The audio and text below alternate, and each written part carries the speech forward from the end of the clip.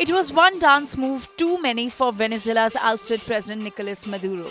A report by New York Times suggests that Maduro's swagger and defiance infuriated Trump. And defiance is rarely something Trump lets slide. Reportedly, Maduro in late December rejected an ultimatum from Donald Trump. Step down quietly and accept exile in Turkey or face consequences. Instead, Maduro danced. Just days ago, he appeared on Venezuelan state television bouncing to electronic music. He smiled, he shrugged, he mocked. We have the same situation that we had. Behind the scenes, that performance infuriated the Trump team. According to American officials involved in secret talks, the White House began to believe Maduro was calling their bluff, that he thought US threats were hollow. Trump decided to prove otherwise. Early Saturday morning, an elite US military unit launched a lightning raid in Caracas. Before dawn, they seized Nicolas Maduro and his wife Cilia Flores. Within hours, both were flown to New York. They now face stringent drug trafficking charges in US federal court.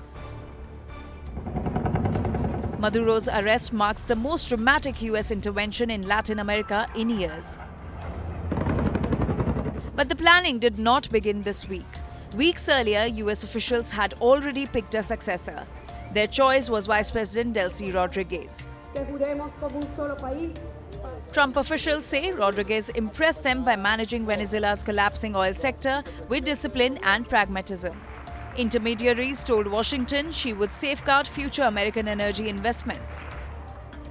Senior US officials believe Rodriguez can be dealt with professionally, something that was impossible with Maduro. Washington knows that Delcy Rodriguez is not a permanent solution, but she is workable for the time being. The pressing question now is, if Trump carried out regime change in Venezuela so easily, who is next? Colombia's President Gustavo Petro and Mexican President Claudia Sheinbaum will be wondering exactly that. For Venezuela, the message from Washington is unmistakable. Trump no longer wants symbolism. He wants stability, control, oil flows. And obedience. For Nicolas Maduro, the music has stopped. For Venezuela, a new chapter begins, written not in Caracas but in Washington. And it may all have started with a dance. With Atish Jain, Bureau Report, India Today Global. Be happy.